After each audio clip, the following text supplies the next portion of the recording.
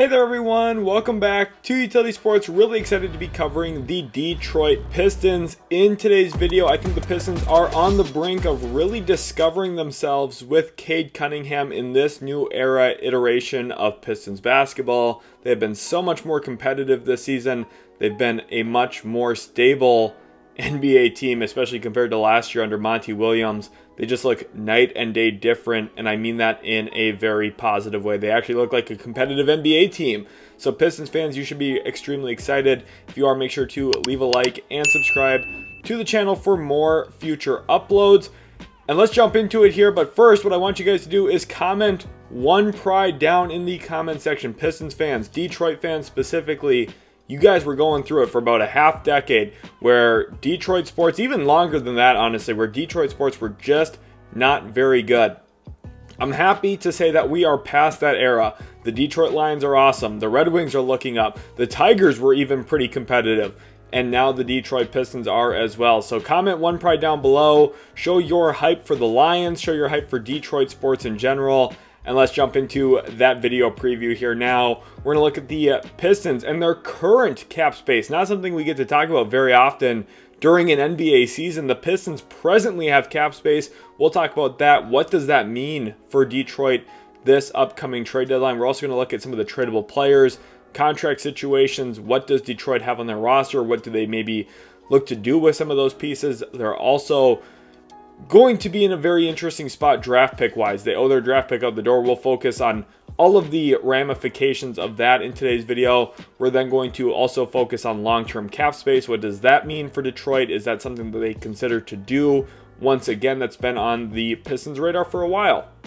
They haven't really gone out and spent a ton in free agency in the last few years. Is that something that could potentially change this upcoming offseason? We'll also then consider, are the Pistons really buyers, sellers, or are they somewhere in between? And then ultimately we'll end the video with the projected activity level for the Detroit Pistons this upcoming trade deadline. Do I think the Pistons will be extremely active? Do I think they're going to be completely mute? What will the Pistons be doing? So now let's first talk about that Detroit Pistons salary cap space. And here we are over on the Utility Sports Twitter. Make sure to go follow, links in the description for that, by the way. I tweet about the NBA pretty much every single day, multiple times a day, so it's a great place to keep up with my thoughts on the current state of the NBA and the NBA draft. But anyway, with the Pistons now sitting at $14 million in open cap space coming up to the trade deadline, here are some players who conveniently fit into that salary. And remember, this stems from them waiving Paul Reed, picking up, then waiving Javonte McCoy, then re-signing Paul Reed. They did a lot of that, jumping through hula hoops to get to the salary floor that they had to get to. And the reasoning for that is now they can go into the trade deadline as a team that could harbor contracts, that could take in contracts using their cap space. And there's an interesting collection of players that could theoretically fit into this. Grant Williams is at the top of the list for me, a $13 million player. He's injured. Charlotte could theoretically look to trade his salary, and a team like Detroit might be willing to take that salary in, either for the long-term future of Grant Williams once he recovers from injury, or just to maybe acquire that salary, get a second-round pick with it. Now, Detroit has optionality here, and that's something you'll see throughout this tweet specifically. The next option here on the list is Herb Jones, who would be a tremendous addition to Detroit as a real wing stopper. I think one of the things Detroit is really lacking right now is a premier point of attack defender. Obviously, they do have Ausar Thompson, they have Ron Holland, they have this collection of young wing athlete type players already. But Herb Jones is a step above those guys, even though I'm very optimistic on the long-term defensive future for Ausar Thompson. I think Herb Jones right now, presently, is probably the best wing defender in the entire league, and one of the most switchable. In college, he played center for his college team for a while, and then now in the NBA, obviously, he can guard point guards up and down the lineup pretty much every single night. He's a special defensive player. He fits into the salary slot that Detroit has open presently. So does Cole Anthony, Kelly Olynyk, Bobby Portis, Robert Williams, PJ Tucker, Gabe Vincent. You're seeing kind of the multitude of names here. And the reasoning that these are super important, specifically players like Grant Williams, Cole Anthony, Bobby Portis, PJ Tucker, Gabe Vincent, these are examples of how Detroit can maybe take in salary in a three-team construct, or get draft picks for salaries that teams no longer want to keep, like Charlotte, Milwaukee, Orlando, for example, the Lakers with Gabe Vincent. Detroit could be helpful to those teams using their cap space to absorb a contract and maybe getting some draft capital out of it, depending on how Trajan Langdon wants to go about doing this. Otherwise, Detroit could value this cap space as a means to improve their roster, almost like pre-agency. Instead of going out into free agency and trying to sign a player, they can use their cap space during the year at the trade deadline to acquire a player who is on a contract rather similar to the mid-level exception, like a Herb Jones, like a Kelly Olynyk, who obviously the spacing could be beneficial there for Detroit. Not really thinking Olynyk's going to be a real option for Detroit. Don't really see them going that route, but it could be a candidate. Robert Williams, obviously as a rim protector. Now his health probably scares Detroit away, but those are some options that I think the Pistons could really consider. And remember too, it's not just that they have to fit a contract in. They could also add other salaries. So let's say they add a minimum contract into a deal, they could technically acquire someone like Jordan Clarkson, whose salary is a little bit bigger than the current cap space they have open, but attaching in a player could also help them get to that money. Or they could go even bigger. If they throw in someone like Tobias Harris, for example, they could work their way up to a Brandon Ingram type player. And remember, Trajan Langdon comes from the New Orleans Pelicans organization. Could he look for a reunion with someone like Zion Williamson or Brandon Ingram? The Pelicans might have a little bit of a fire sale this trade deadline. Would be very interesting to see. But the main point here is that there's a ton of optionality for Detroit. They could sell a little, they could buy a little, they could eat a bad contract for draft assets, they could operate as a third team to facilitate deals between two other teams. The Pistons will be at the heart of trade noise between now and the NBA trade deadline. So let's get into some of those tradable contracts that the Pistons have right now. So here we are now with some of those trade eligible players. Now I do not have Cade Cunningham included here, obviously, because he is the face of the Detroit Pistons franchise. He's become a triple-double machine this season, playing really tremendous basketball for Detroit. But I do think at times and on certain nights, we see some of the downfalls of the surrounding talent around Cade Cunningham and the lack of true creation, especially on nights where Jaden Ivey is not active, is not playing in the game. I think we've seen some real pitfalls for the way this Pistons team is built as well, and why they still are at maybe a slight talent deficit. Tobias Harris, I think, is one of the best places to start. 2 years, $52 million deal. Very tradable contract, a contract that I could definitely see them roping into a deal to get the money to a certain spot. $25 million is very tradable in today's marketplace with where the current salary cap sits at. And the short-term nature of Tobias Harris's deal makes it movable as well. Tim Hardaway Jr. has had some really awesome moments in his first season with the Pistons, including in a game just the other night against the Miami Heat. Went on a 9-0 run all by himself against the Heat in overtime to ultimately lead the Pistons toward a win in that game. That was a wild game, by the way, but Tim Hardaway Jr., obviously, I think he and Malik Beasley are both great examples of how shooting and perimeter spacing has really complemented Cade Cunningham this year and made the game easier for him both as a scorer and a facilitator. And I think one thing about Beasley and Hardaway Jr. both that has really fit well in Detroit, there's no fear in their games. They are both aggressive players. They look to score the ball almost to a fault at times. And I think for the Pistons specifically, surrounding Cade Cunningham with players who are looking to score, aggressive scorers, looking to get their shots up and make their shots at a pretty consistent rate, that has been a very beneficial addition to the Pistons, and one thing that has kind of retrofitted their roster compared to where it was a year ago to where it presently is now. So even though Hardaway Jr., Beasley both have tradable contracts, I don't think the Pistons will be actively hunting to trade them. It's not like the Pistons are just going full fire sale here, but I do think if trades were to come around that made sense for Detroit, they would consider moving them, but it is not at the top of the pecking order for Trajan Langdon and the Pistons front office at this current point in time. Isaiah Stewart, another very valuable player that they don't want to just flat out trade, but if a really strong offer were to come in for him, I think they would consider. He is making a flat $15 million annually for the next 3 seasons after this year, so on a 4-year, $60 million deal, a very team-friendly deal, making a little bit under 10% of the salary cap down the road. So it's a very tradable contract, very friendly contract, and that's something you'll see here with a lot of these Pistons deals. Friendly team contracts, movable salaries. It's been very well organized and orchestrated, especially in the last 12 months or so. After Trajan Langdon arrived, I think the Pistons have been moving pretty smartly, pretty wisely with their cap management specifically. Simone Fontecchio, $8 million a year, very movable contract as well. I think he just gives them a little bit of everything. Now, I also don't have Ausar Thompson or Ron Holland included on this tradable players graphic, as you've noted. By now, I'm sure, just because I don't think that they are going to be players who get dealt, given how recently acquired they were by the Pistons. Wendell Moore Jr. on a minimum, essentially. Maybe they could swap him out. You'll see him later in a deal potentially. Jaden Ivey and Jalen Duren, I both have pictured on the graphic here with asterisks next to their name. They're 2 years away from restricted free agency. To me, if I was running the Detroit Pistons, I would not include either of these guys in deals. I would want to keep both of them. I'm a huge believer in Jaden Ivey. I still think he has star potential to live into. And I think Jalen Duren is one of the more unique young big men in the NBA with his ability to make reads with a live handle and push in transition a little bit, handle the ball in the half court, and then also some of the weak side shot blocking, some of the switchability out in the perimeter. Now, there's also been a lot of negative defensive moments for Jalen Duren, but he's really young. So I think the Pistons should be patient with these two. But I needed to include them on the graphic today because it wouldn't be the most shocking thing if one or both of them at some point did get traded.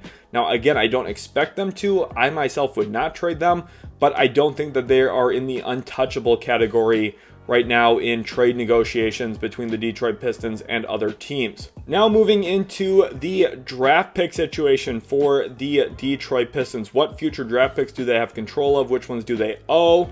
Right now, they owe their 2025 first to the Minnesota Timberwolves via way of the New York Knicks from the Karl Anthony Towns trade. This pick has been moved a multitude of times. However, it is top 13 protected, and there are backup protections that de-escalate a little bit. I believe like top 9 protected in 2027. There are protections through 2027. So the Pistons, as a result, with the Stepien rule, cannot trade a first-round pick between now and the 2028 NBA draft. In that time frame, obviously they could theoretically trade their 2029 first, or their 2030 first round pick, their 2031 first round pick, because you can trade up to 7 drafts into the future. So anywhere from 2029 to 2031 is trade eligible for Detroit. But this pick being owed out the door, unless they were to go in and kind of change these protections a little bit, which I don't foresee them doing, they're kind of stuck right now in terms of making a trade, a win-now trade. They don't have a lot of flexibility, and if they do make a win-now trade, they're going to have to include a future first-round pick that is a ways down the road, which can be a little bit risky, obviously a little bit scary. It's hard to project what's even going to happen a year or two from now in the NBA. It's almost impossible to project what will happen 4, 5, 6 years down the road. So for Detroit, their draft pick situation does complicate things a little bit, but once this pick does convey, say this year potentially, if Detroit finds a way to slip into the playoffs somehow, that would be awesome for them because it would open up extra avenues of flexibility going forward, although I'm not sure that's the most likely thing, so keep that in mind as well. When it comes to potential cap space, the Pistons do have a pathway to serious cap space, not max cap space, not a $45 million contract out there that they can offer, but serious cap space, about $24.5 million of practical cap space potentially this offseason if they wanted it. Now, however, I'm not exactly sure if that's going to come to fruition because they do have certain cap holds that I could see them keeping, retaining certain veteran players on their roster based on the early returns of this season. I think Detroit, valuing the shooting, is more likely to probably retain players like Tim Hardaway Jr., try and retain Malik Beasley rather than just letting those players walk and maybe starting to find a new direction again. I think for Detroit, one thing they're looking for is internal stability and keeping Tim Hardaway Jr., keeping Malik Beasley, even though they are flawed players. We've seen some of the positives of having them on their roster, and I think around Cade Cunningham, around that young core nucleus with Jaden Ivey, Ron Holland, Ausar Thompson, Jalen Duren, having that stability, having that core kind of surrounded around veteran players who have been there for a little while, surrounding JB Bickerstaff with players who are starting to learn and really know his system on both ends of the floor, specifically defensively, which has looked so much better compared to a year ago under Monty. The Pistons, I think, valuing that stability, valuing that long-term build up, probably would rather keep some of their in-house free agents rather than going out into the marketplace with $24 million of cap space. Now, if they had max cap space, it would be a different story. But the Brooklyn Nets are the only team in the league that are projected to have max cap space at this point in time. So when it comes to potential teams to discuss trades with, there's a few that come to mind for me. The first one really centers around the New Orleans Pelicans. I referenced earlier how Trajan Langdon previously was with the New Orleans Pelicans and obviously has existing relationships with a majority of the players that are playing in New Orleans. And with the Pelicans currently having a terrible season amidst injuries and the core about to probably be shook up pretty badly there, the Pelicans could be a prime trade team and a real prime trade partner for Detroit to theoretically work with, given those existing relationships between players and Trajan Langdon.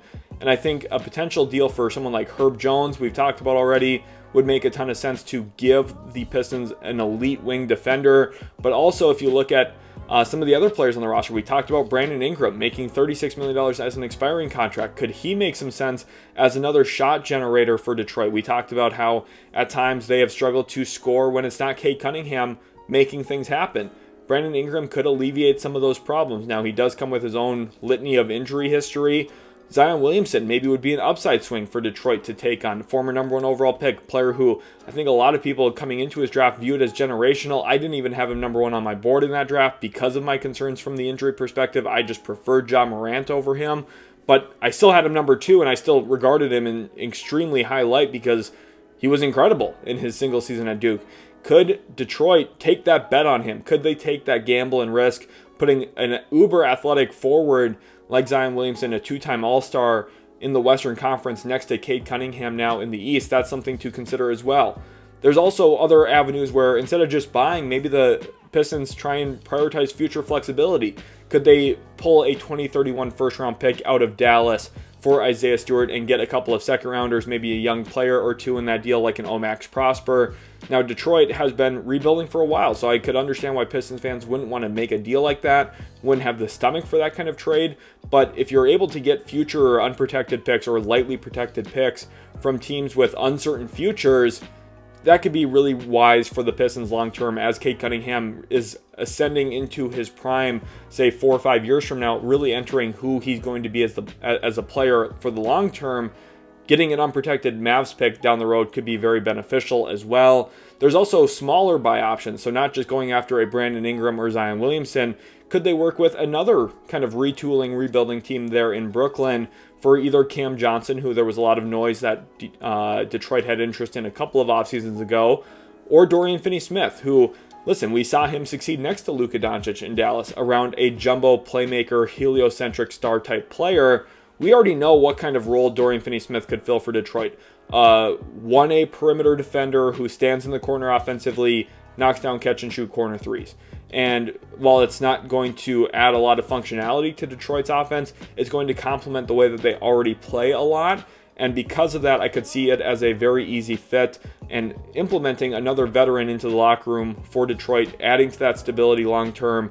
DFS is under contract for another year after this year, and I'm sure they would like to retain him long-term too. If they traded for him, he could be an interesting, maybe cheaper buy now move to just kind of fill out their roster a little bit and add another veteran mentor type piece who can play real minutes for you starting right now this season. The Charlotte Hornets we talked about earlier with Grant Williams maybe as a fill into that salary spot.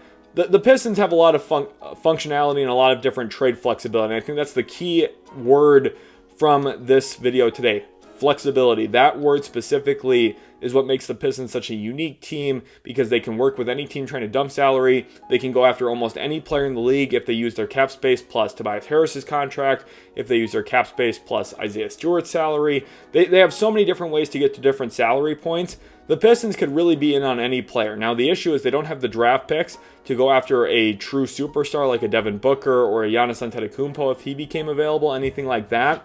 Now, I don't foresee that happening this trade deadline anyway, but the Pistons are in a really unique spot because of the current situation and the way that they're kind of established right now. So with that in mind, I think for Detroit specifically, flexibility is the key word. It's exactly why we need to watch the Detroit Pistons this trade deadline. And here are some example deals. We've already talked about it a little bit, but they could go out and get Herb Jones with two first-round picks, one of them maybe being lottery protected in 2031, and throw in a second rounder. They don't even have to match salary. They could go out and get Brandon Ingram. You throw in Tobias Harris, you throw in 5 or 6 second-round picks. You might get a deal done because New Orleans maybe feels the pressure a little bit of the possibility of losing Brandon Ingram in free agency for nothing, since he's an expiring deal. Pistons could go and get Dorian Finney-Smith centered around Wendell Moore's money, and then a collection of second-rounders there, 4 second-round picks in that deal. Or you could go out and get a second-round pick by taking in and eating PJ Tucker's contract from the Clippers. So I think this graphic here specifically gives us really good insight of how there's so much optionality here. The Pistons could buy, they could buy big, they could buy small, they could maybe make a slight upgrade, they could eat a bad contract. There's so many different things I think Detroit can reasonably do right now, and I think it would all be pretty smart. So when it comes to whether or not they're a buyer or seller, I think that's opportunistic. I think that's exactly what Detroit is going to be this trade deadline. They're going to strike on opportunity. If it makes sense to buy on a certain player, just like they did last year with Simone Fontecchio, they will. If it makes sense to sell on a certain player, like they did last year with Alec Burks, for example, they will. I think it's all about opportunity and taking advantage of those opportunities, finding value in the trade market. For the Pistons, a team that's slowly looking to add more talent and start to win more games year after year, you want to continue improving your roster, but if you can also improve your long-term future by making calculated sell moves, that also makes a ton of sense. So Detroit, I don't think you can rule out really either outcome. And I think they're going to walk a fine line between being both a buyer and a seller this trade deadline, doing so on an individual basis instead of a collective basis for every single move they consider making at this year's NBA trade deadline. When it comes to projected activity level, like I said earlier from my tweet over on Twitter, go follow us, links in the description, the heart of the NBA trade deadline is in Detroit. The Pistons, right there in the Midwest, are going to be at the center of everything for this upcoming NBA trade deadline. They have the ability to be involved in 3-team deals. They have the ability to trade for a big-time player. They have the ability to trade for small-time players. They have the ability to do anything they want to do. They can sell, they can buy, just like we've talked about. There are open-ended possibilities. Detroit is going to be such an essential team to keep our eyes on. So Pistons fans, not only do you have the Lions to be excited about, not only is Detroit sports looking up, this is going to be a very exciting NBA trade deadline for you. Remember, we'll be live on the channel streaming the entire week of the NBA trade deadline. I'm talking 8, 9-hour, 10-hour streams all week long to cover everything going on with Detroit basketball. So I hope you guys are excited for that. I am very much so. Don't forget about those trade deadline live streams. We'll talk about all 30 teams in those live streams. We're also trying to cover all 30 teams in trade guides. So go check out some of the other videos. If you're a fan of another team, comment right now, letting me know which team you'd like to see next in the series. Thank you all so much for watching. Hope you guys did enjoy. If you did, smash that like button, subscribe for more, and we'll catch you in the very next Utility Sports video.